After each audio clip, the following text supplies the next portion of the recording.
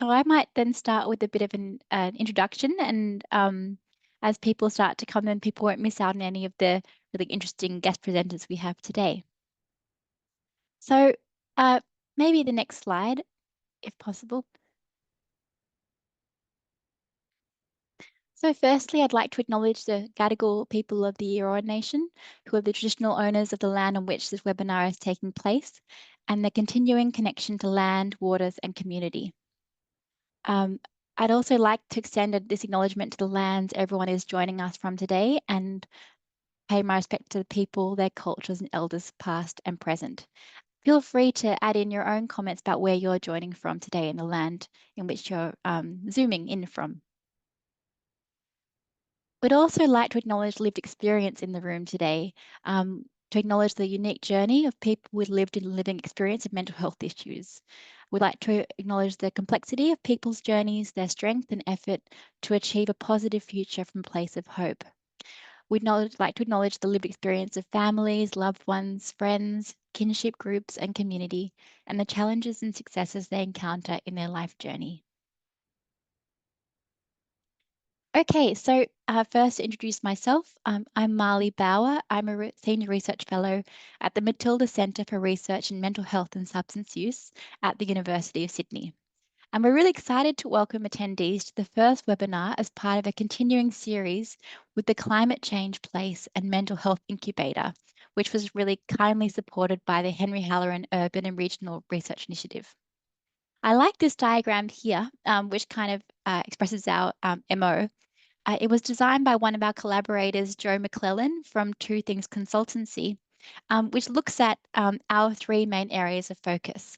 So we try to understand the impact of housing and neighbourhood design on mental health in the face of climate change in Australia, and to find where housing and neighbourhood design can negatively and or positively contribute to the impact of climate change on people, their communities and where they live. So we're really trying to focus on that little yellow triangle and elucidate what that means and the mechanisms within there. So next slide, if possible. So ideally, we want to build awareness amongst everyday people and policymakers about how climate change can impact where you live and your communities, as well as your mental health. So our webinars will continue to address topics that fit within this triangle. And if you do have any ideas of potential webinars we could host in the future, please let us know, drop an email or ideas in the chat, and we'll do our best to facilitate them this year or next year. So now over to our prize speakers. We have three amazing speakers today, and I'm really looking forward to this area. If you're like me and you live in a, I suppose, less than well-ventilated unit or apartment in the city region, mold is a massive part of your life and something you have to contend with on a regular basis. But the impact of mold on our mental health, at least for me, is less clear. So I'm hoping that today's talk will help us kind of understand this link a little better. I want to start first with Maria Gatto, who is a PhD candidate in healthy housing based at the Melbourne School of Population and Global Health at the University of Melbourne. Her research interests lie at the intersection of mould, housing and mental health, and how studies define, measure and quantify mould exposure. Her research utilises mixed methods to investigate the effect of living in mould-affected homes on mental health, and what population subgroups are most vulnerable to these effects, and how people live and cope with mould. Just to also note that we're going to leave questions at the very end to have a bit of a panel discussion. So please do pop questions into the Q&A box when you come up with them, and we'll address them towards the end of the webinar. So over to you, Maria. Thanks, Marley. I'll just share my screen.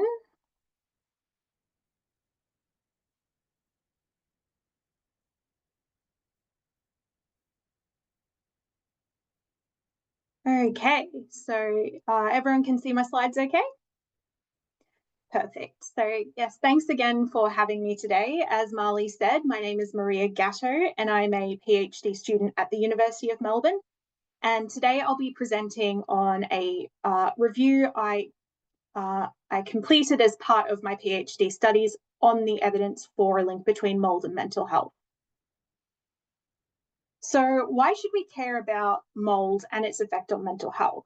Well, the World Health Organization estimates that in Australia, as well as in similar high-income countries, around 10 to 50% of homes are affected by mould.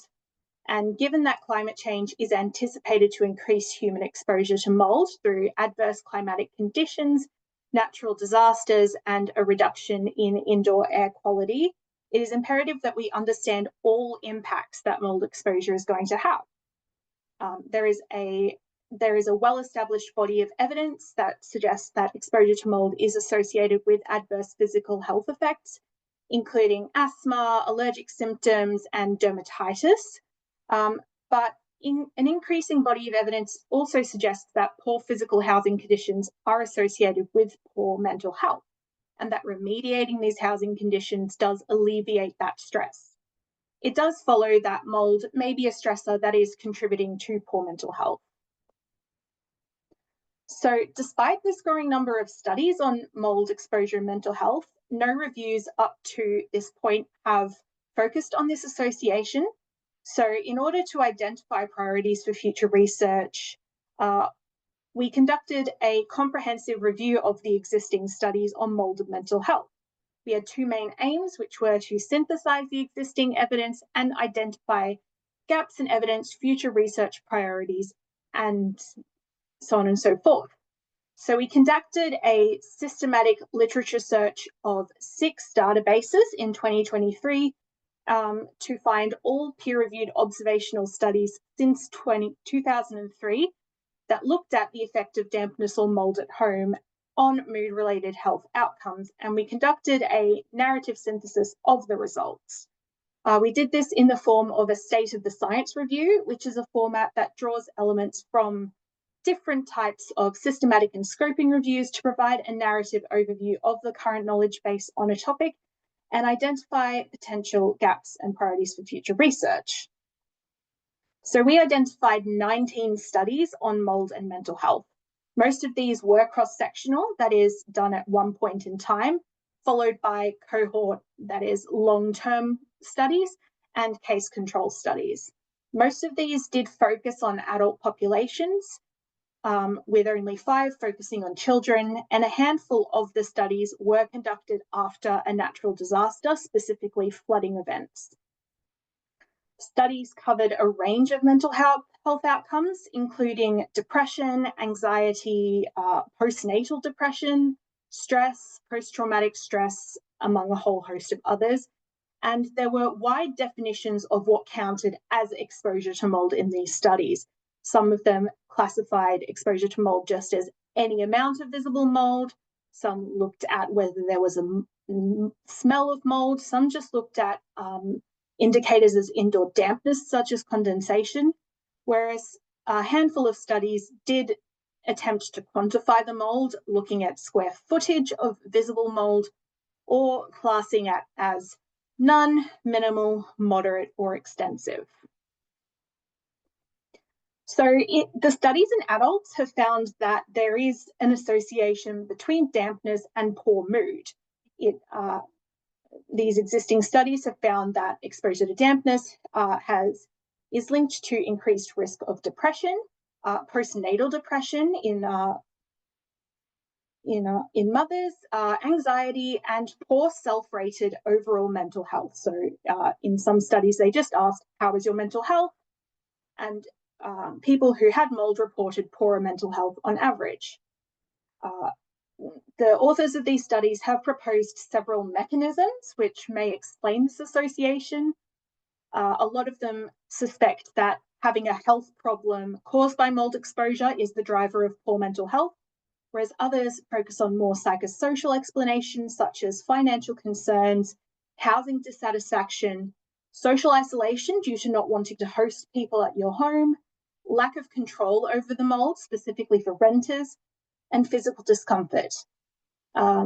Few authors have focused on physiological explanations, but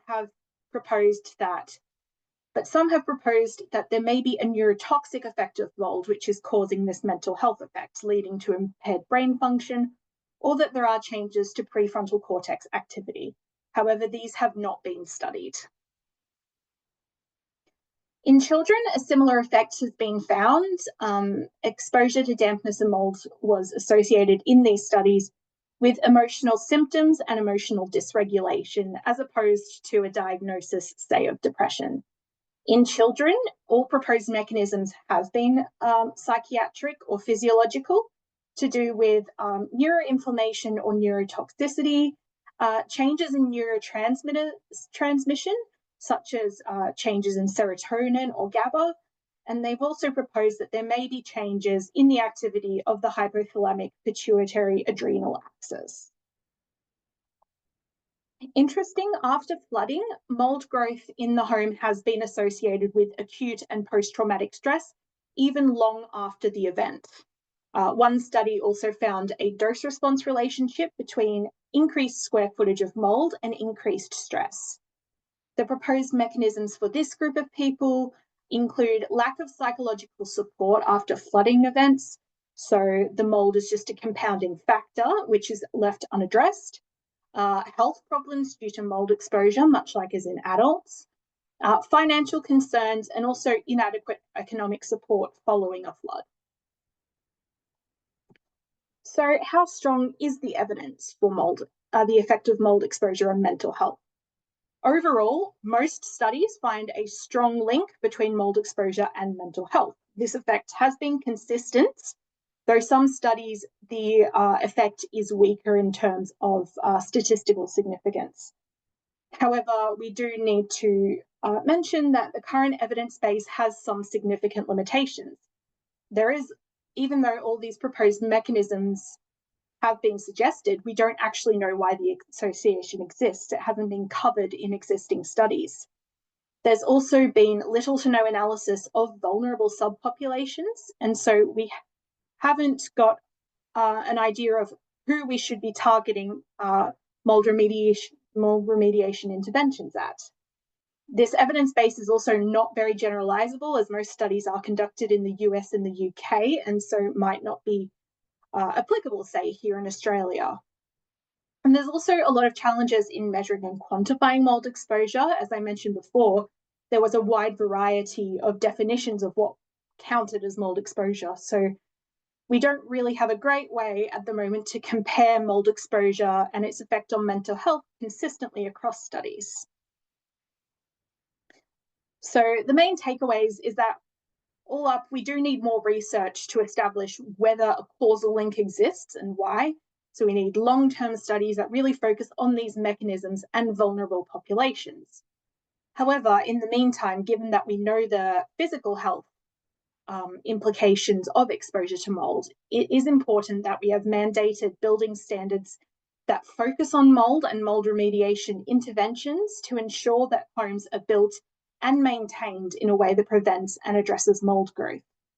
In terms of the health professionals in the audience, it is suggested that you should consider housing conditions, including mould, as a psychosocial stressor when evaluating patients' mental health, especially if they have health complications related to mould. So that was a short but sweet run through of what we know about mould and mental health. As I've said, it is a start, but we do need more. If you would like to contact me and have a chat further, I've got my details up on screen, and I've also published a paper on this review that you can read more on. Thank you. Thanks so much, Maria. I'm now going to move on to our next speaker, Zuzia Buszewicz, who's a Policy and Campaigns Officer at the Tenants Union of New South Wales. She'll be talking about how mould is affecting current Australian tenants and what needs to change. She previously worked at Justice Connect, the Environmental Defender's Office, and in the film and TV industry. She's a passionate advocate for housing and social justice. Over to you. Hello, thank you so much, Molly. My name is Zuzia. As mentioned, I am coming to you from the land of the Bidjigal, and I extend my greatest thanks for the First Nations people allowing me to live here as a settler. I am very privileged to live in this beautiful country. So as mentioned, I am working for the Tenants Union of New South Wales. So the presentation you're about to see mostly focuses on the experiences of renters in this state. About the Tenants Union, we are representing and assisting the 30% of New South Wales residents who currently rent. This number of people is growing, and their concerns and the concerns about the quality of their homes are very much at the center of much of our advocacy. This is a tiny introductory meme for your pleasure, it depicts a tent because there has been references to housing in Australia being equivalent to the tent quality. The insulation and the standard of the building is such that like this quote from a renter researcher who was measuring the conditions in their home during the 2022 winter. They said, "My house is like a tent." It's an uninsulated 50s shack that leaks air like nobody's business. And the reason for that is because the Australian standard of homes is actually really quite low compared to other countries. This low standard means that people who live in those homes are subjected to high bills, uncomfortable and unsafe temperatures, and they're unnecessarily adding to the greenhouse gas emissions. So there is a resistance in Australia to improving energy efficiency standards because there's a perception that Australia has a mild climate. And unlike some other countries, which we tend to be compared with, there is an assumption that in Australia we don't really need to worry about winters as much. But as the previously mentioned study of the winter conditions inside renters' homes in 2022,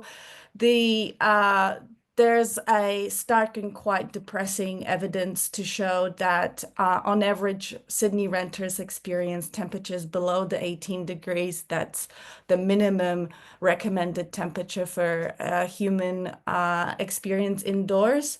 The time spent below 18 degrees for Sydney renters was, in this particular case, 83%. It is also worth noting that in New South Wales is the highest, that year had the highest average humidity of any other jurisdiction, with 83% of recordings above 60% relative humidity. What it means is that the homes are not only cold, but they're also wet. And leaving a window open in your bathroom after you showered on a cold and wet day is not really going to do much to dry your walls and prevent mold from growing. Similarly, in summer, the temperatures in New South Wales are perhaps not as high as in some other parts of the continent, but the relative humidity remains really high. And in this little slide, before I move on, there is a comparison here showing the experiences of Sydney renters versus Sydney owners. And you can see the dramatic difference in the temperatures and the time spent below 18 degrees. That's because the renting population doesn't have the ability to upgrade and insulate or in any way improve their housing situation, whereas the owners who experience poor temperature regulation in their home have the ability and the agency to change that. So mold is on our minds when you're a renter in New South Wales. If you're a renter in Sydney, you probably have experienced mold, and also currently experienced a huge difficulty finding a good place to live.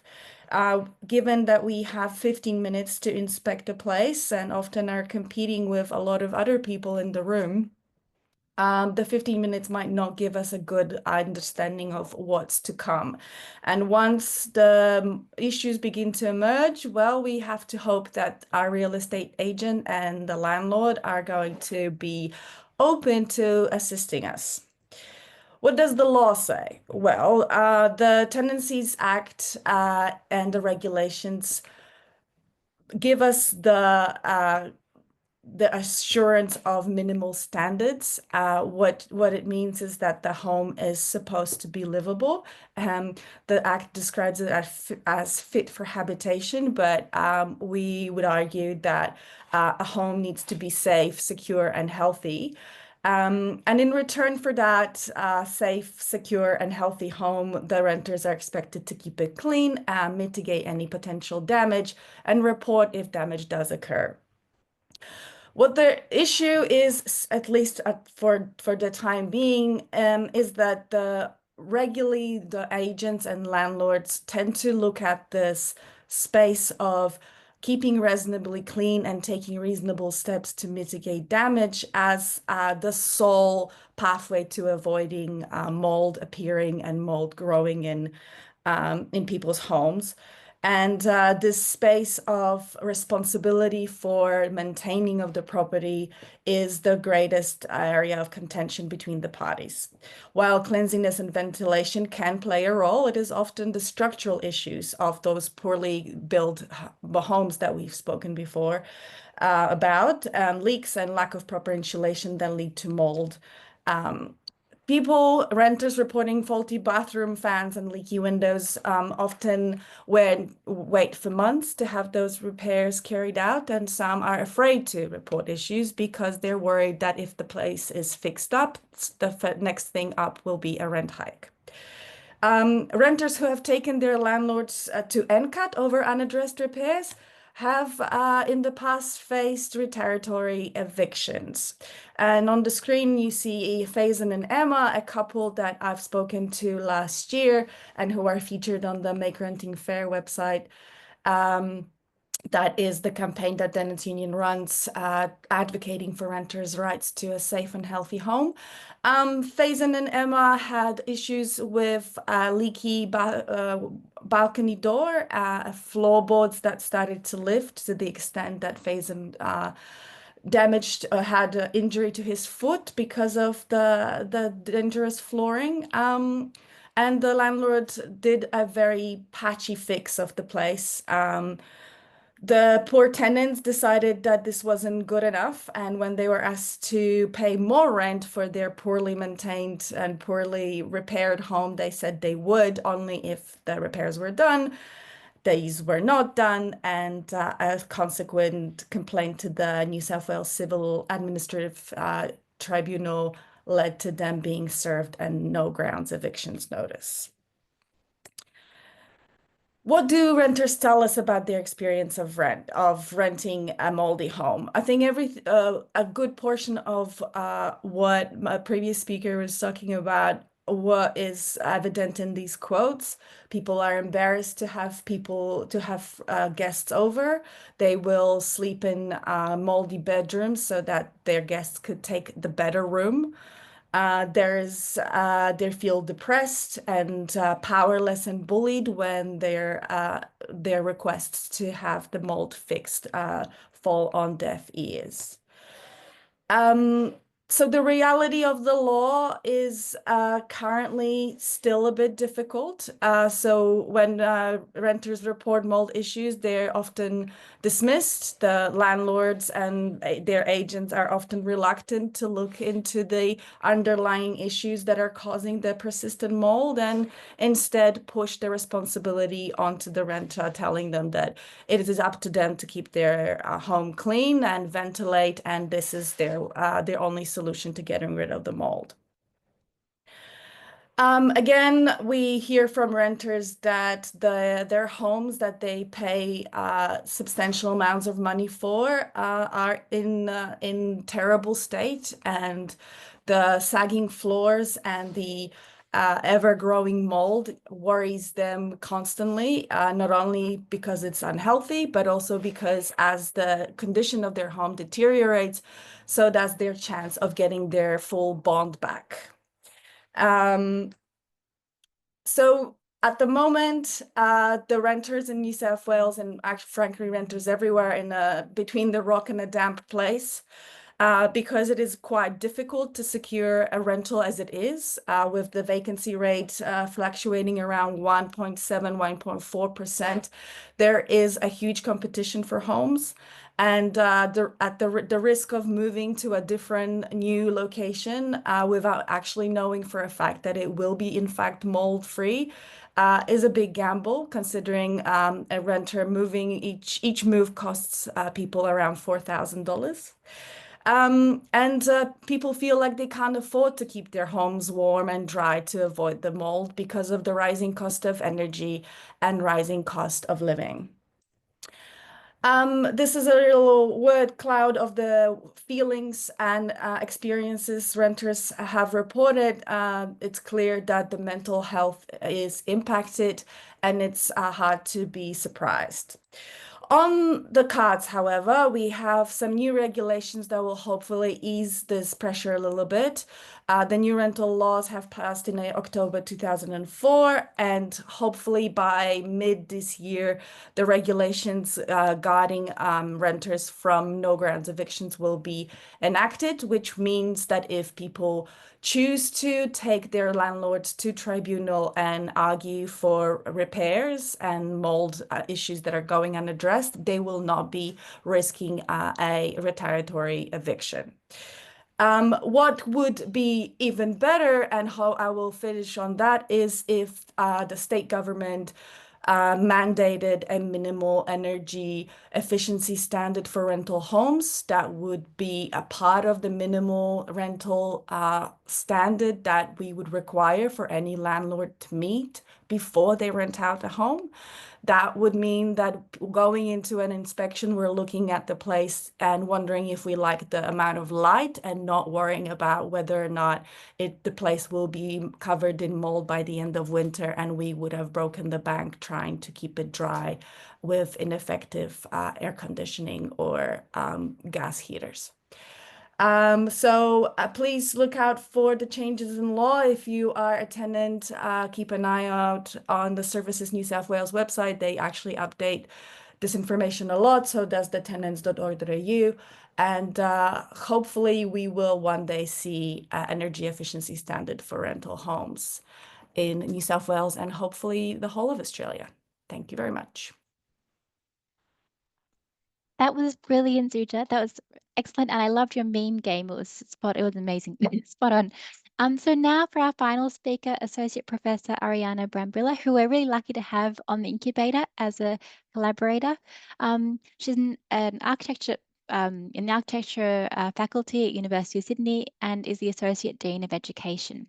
With a PhD in building engineering, awarded with honours from Politecnico di Milano, she brings a wealth of experience and expertise in building performance, energy efficiency, and moisture dynamics. Thanks so much. Thank you, Marley. I'll share my screen, and I hope you can all see the presentation. Perfect. I bring a different perspective to the table, and I'll try to speak a little bit more about causes of mold. So why do we have mold in homes, and what are the mechanisms of mold growth, so that it's maybe easier then to understand how we could actually prevent it. Of course, acknowledging that the major cause of mold, as Zuzia already said, are poor design and poor performances of our homes. So there's not much that we can do as tenants or as occupants of our buildings if we are not owners. So why it's important to know is because between home and office, humans spend up to 90% of our time in homes. So the importance of indoor air quality for actually achieving healthy indoor environment is paramount. There are different parameters that play to determine indoor air quality, and there are physical, chemical, and biological parameters. So physical refer to the physical environment, such as temperature, humidity, ventilation, lighting, and noise. Chemical factors relate to the concentration of substances in the air, so like PM 2.5, PM 10, or TVOC. And biological factors instead includes presence of bacteria, mites, mold, pollen, and dust. Unfortunately, as we know, 1 on 3 Australian homes suffer from indoor dampness and mold growth, and this is just a ballpark figure. The latest research shows that is between 1 on 3 and 50%, so 1 on 2, which is definitely 36 of us living in an environment that is unhealthy.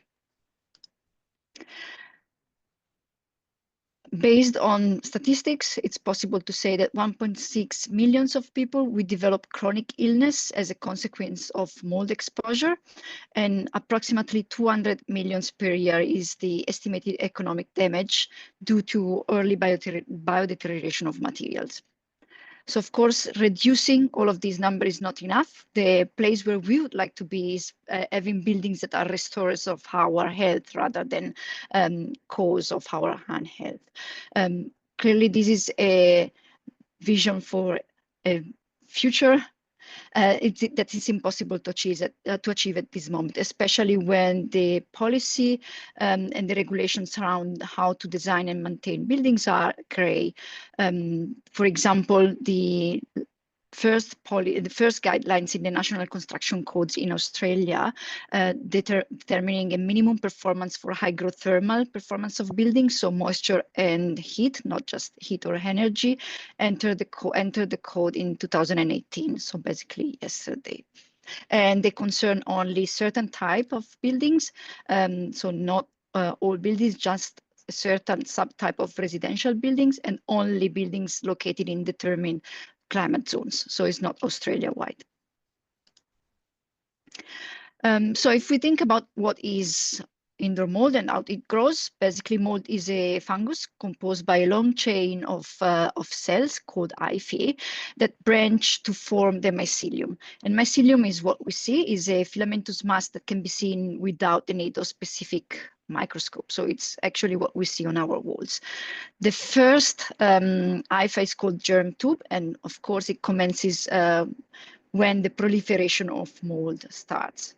The germ tube germinates in different directions, so creating several branches that can expand very quickly. So from the onset of mold to having like extensive mold damage, it could also pass only 24 to 48 hours under the certain conditions. The growth usually happens or follows a radial pattern with hyphae extending in all directions. And this makes mold particularly resilient because when they don't find nutrients on one side, they have all these interconnected hyphae that can pass nutrients from one side to the other. So they can continue the growth even if they don't have nutrients in one specific part of where they're growing.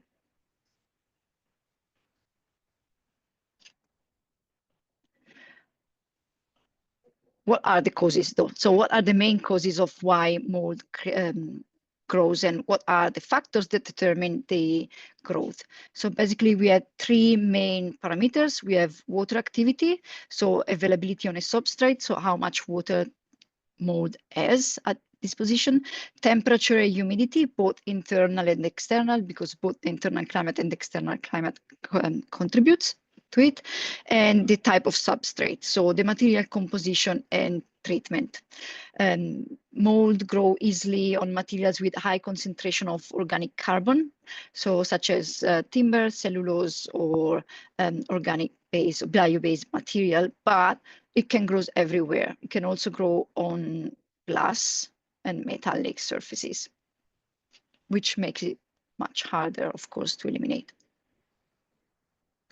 So the parameters that plays, as we said, that contribute to create this environment where we have water activity, a high water activity or optimal water activity level, high temperature and humidity, and a perfect substrate are, of course, the outdoor climate, the envelope, so how our house is designed, the indoor climate, the building services, and us, the occupants.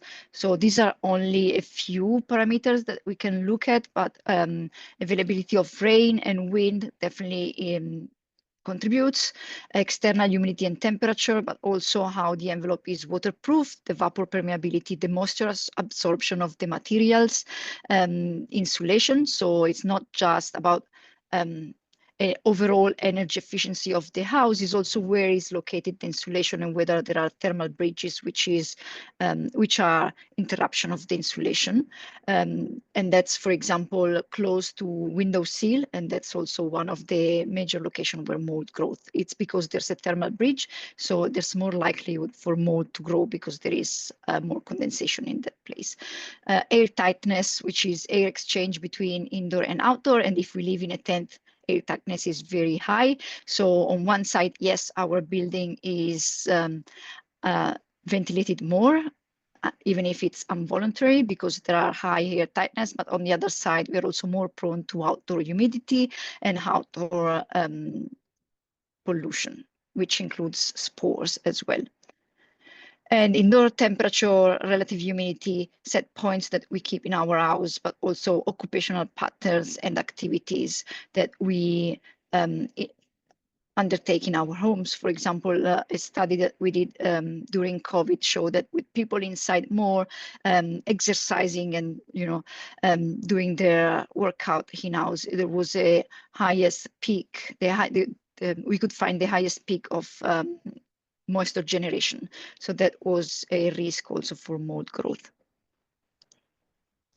If we look at what are typical values for mold, so we can see that the typical values of mold is between 20 and 30 degrees, which is basically almost all year round in Sydney, and the relative humidity between 0.8 and 1, so high relative humidity. However, studies undertaken under different conditions found fungal presence for temperature between -5 and 50 degrees, which is basically all the temperatures that we could be exposed to, and relative humidity also below 70%. And that's because, as we said, mold is particularly resilient, and once that there is one of the three aspects missing, the other two can contribute to actually continue the growth.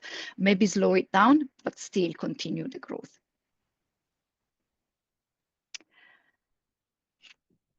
What not to do when we found mold. So as we said, the primary cause of mold are, as we know, I mean, we have the extreme weather event like flooding or things that are outside our control, we cannot control.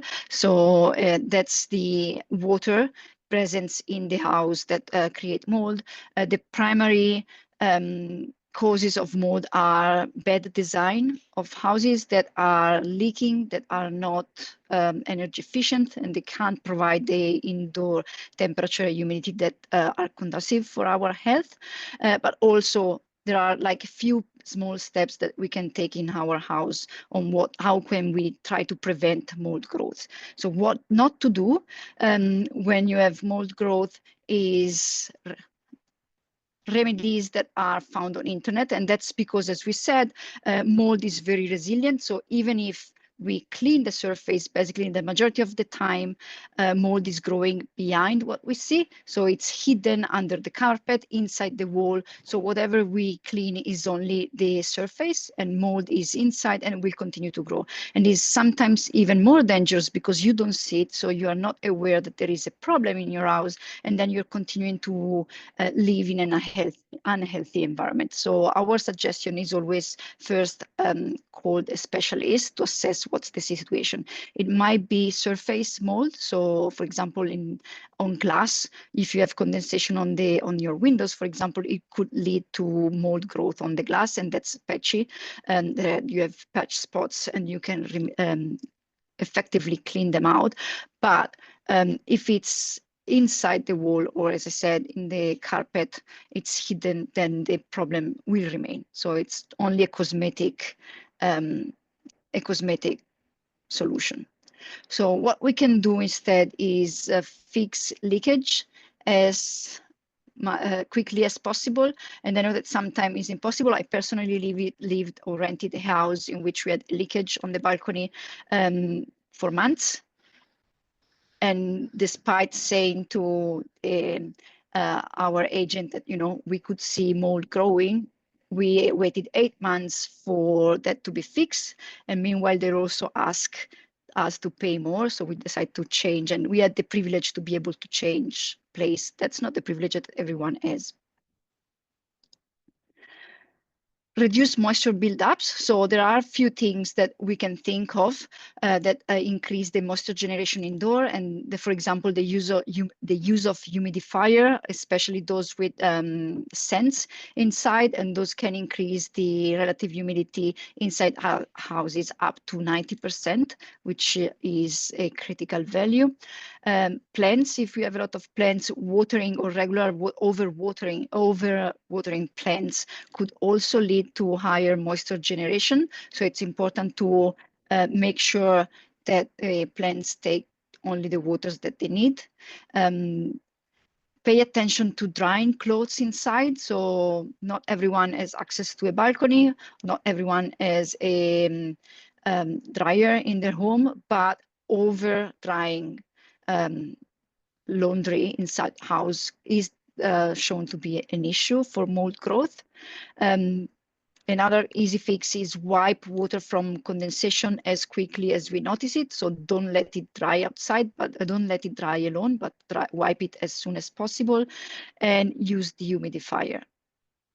And also limit the use of unflue gas heater. I know this is very controversial in the sense that sometimes we need those to maintain comfortable indoor, and there's always a negotiation between, you know, it should not be, but it is a negotiation between different requirements.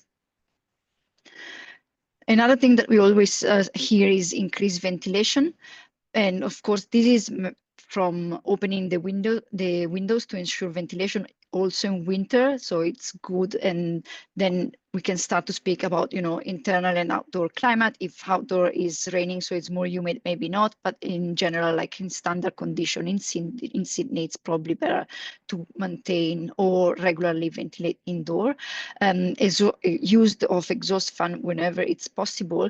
But another 2 points that are usually not really taken in account is cleaning vents and fan regularly, but also increase the air circulation around furniture. So for example, sofas that are directly in touch with the walls can create mold problem that we do not see. And control indoors. So try to minimize leakage as much as possible. So using draft stoppers, heat in interior to prevent temperature drops, use of moisture absorbers whenever it's possible, and keep the humidity below 60%. That would be the ideal solution. And it's almost impossible because in Australia, we don't have centralized humidifier. And another aspect that is quite important is to keep regular maintenance. Again, this is a luxury that not everyone can afford, but one thing that we can all do regularly is to actually inspect our home for early signs of growth. So try to check, especially around the hotspots, which are behind furnitures, in the corners, ceilings and wall corners, or close to the window sill. Try to see if there are signs of mold growing so that we can try to stop it as early as possible.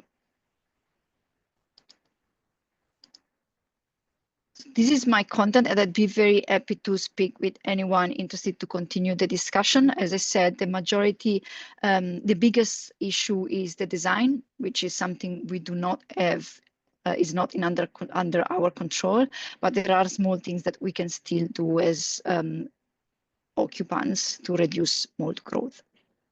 Thank you. Awesome. So we're right on time. We have 15 minutes left for questions, and I might just start going through the Q&A and allowing panelists to answer as they feel their expertise lies. The first one is from Nina Niklova saying, what are the most accurate tests to test the environment and also the person for mold and mycotoxin exposure?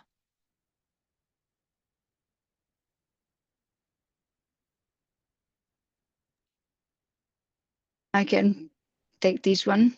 Awesome. So the only way that we have to actually test environment beyond, of course, inspection and seeing it is using either air cassettes or swabs. So it's basically either sucking a little bit of air of your home and then send it to a lab where they have a DNA counting of the spores that are living, so that are inside the air. So we are entering to the biological, or let's say a little bit more scientific aspect of that, but that would be the most accurate, is air sampling coupling with swabs, which are instead like a Swiffer cloths pass around the house to see if there are signs of spores on the surfaces. Clearly, it's something that is not, you can't do it. You need an accredited laboratory to do. Excellent. The next question Nina asked might be beyond the scope of the current panel, but in case anyone has any intel, she was wondering, who is the governing body in New South Wales that regulates mould exposure at work and in education facilities? Does anyone know around outside of the home who might be responsible? No, okay. We might take that one on notice then. Sorry, Nina. The next question is more of a comment by Victoria, talking about her own lived experience of a sister-in-law who died of mould exposure, and then now working on her own treatment of mould. I think we're looking for research collaborators, so maybe if any of you are interested, reaching out to Victoria in your own time later on. The next question from Leslie, raising question around the roles of overall maintenance, repairs of properties, not to mention building materials, ventilation and insurance exposure. So I think each of you touched on maintenance as an important factor. What I think, yeah, I suppose that's more of a comment than a question, but are there any kind of learnings around what maintenance is easier or more possible than others that we could chat about?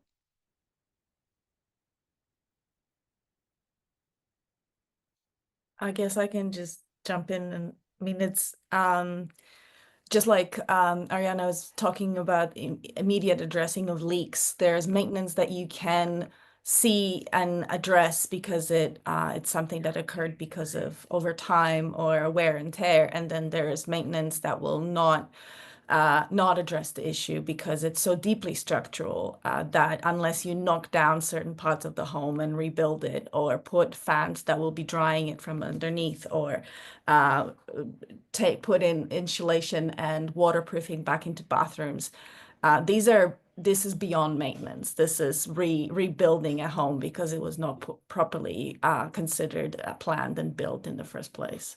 So there's maintenance and immediate responding to issues that emerge, and then there's fundamental root causes that will require root solutions.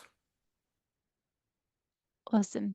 Next question, well, more of a comment, but drives into questions we got from two people around public housing and the appearance of mould in public housing. Is this within the remit of the Tenants Union, and how is it a different process, or better or worse in terms of recourse? If I only had 2 hours to tell you about the problems of mould in public housing. So in New South Wales, and that's my focus, obviously, the 13 years of underinvestment and selling off the properties by the previous governments meant that whatever stock that, as we know, we always go back to the basics of Australian homes are poorly built.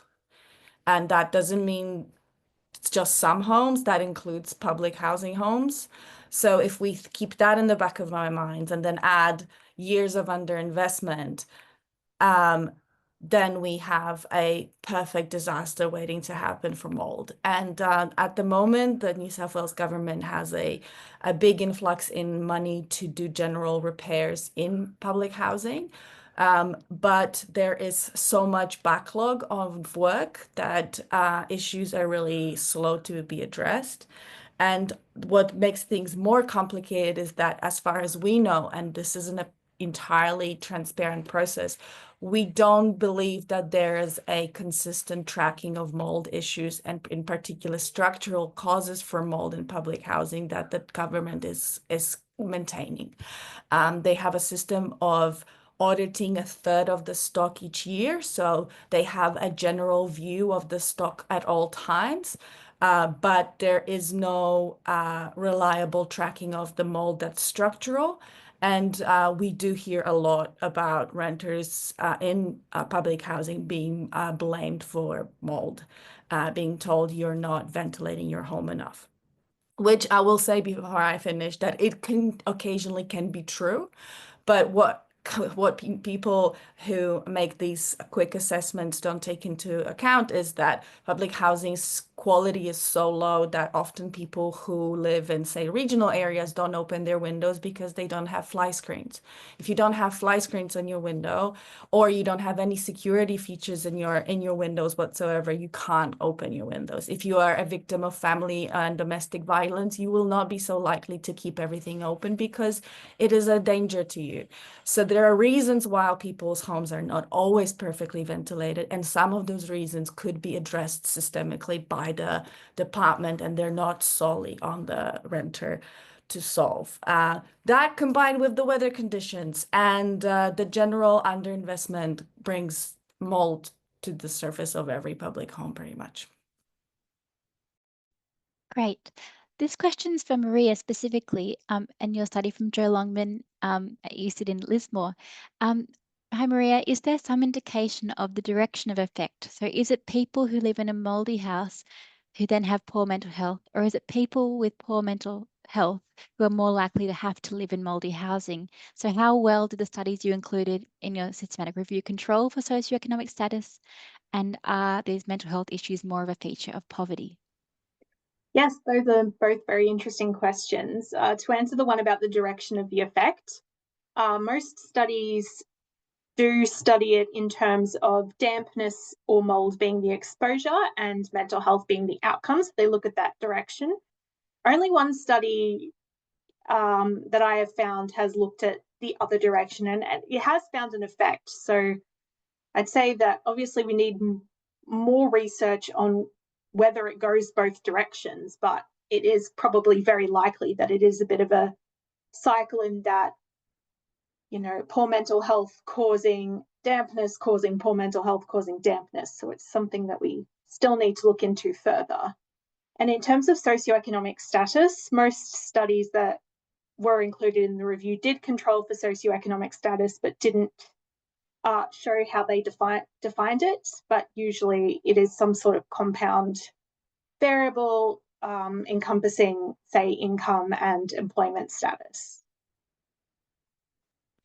Okay, so some really interesting methodological quandaries to figure out in future research there.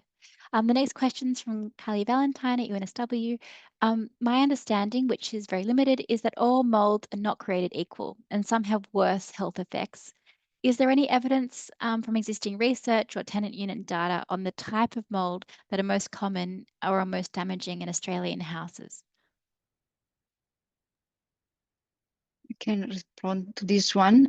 So unfortunately, longitudinal data for Australia is lacking, so we don't actually have a complete picture of what is out there, what type of mold, how prevalent is it, and everything. There are we have different studies looking at different subset.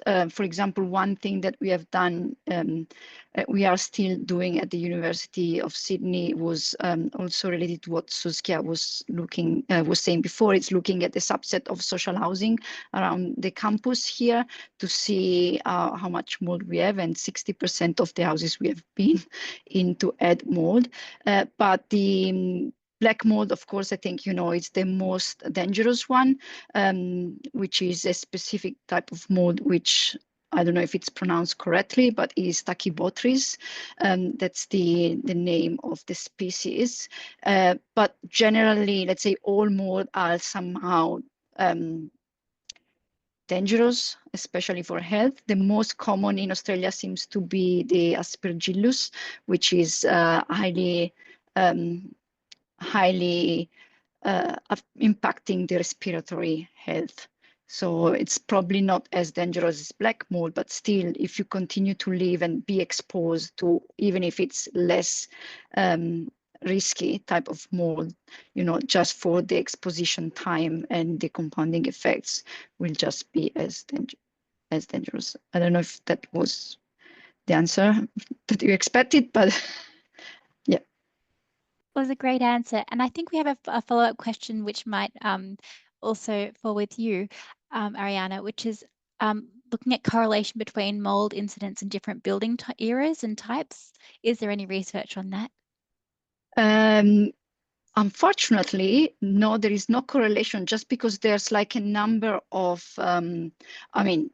it's more prevalent in old buildings just because of the way they are built. But then we don't have to think that if I buy a new house or I'm living in a new house, then I don't have mold, because the problem is that, as we've seen, it's a number of different factors. So especially, for example, new homes are much more airtight, so there's less incidental ventilation. And if they're, in that cases, for example, instead opening windows become very important, because clearly you don't have that additional unwanted or uncontrolled air exchange. So basically mold can grow in all house type, homes type, building types. The correlation with poor construction quality instead is very high. And that's why, for example, subset of social housing, as Zuzia was also highlighting before, is very prevalent, because the way they are designed and built is looking at cost effectiveness of what you are building. So the quality is much lower, so the incidence of mold is much higher. But let's say, just to circling back on your question, there's no correlation between housing type and or age of construction and mold growth. There is a correlation between quality of construction and mold growth. This question I'm asking because I'm interested in knowing this for myself as well. Is it worth getting an indoor air quality monitor to be aware of dangerous levels of, I suppose, particulates, high humidity, etc.? And what other indicators should occupants look for?